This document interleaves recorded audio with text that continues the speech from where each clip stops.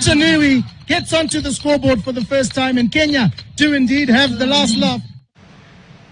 Rais wa shirikisho la mchezo wa tenisi ya mezani duniani Petra Soling ameongoza sherehe za siku ya mchezo huu duniani katika hafla iliyoandaliwa ukumbi wa Charter Hall jijini Nairobi. Wachezaji 100 wa mchezo huo walijitokeza kwa sherehe hizo. The theme for this year is diversity and inclusion. This is so important in not only sports but also in the community too.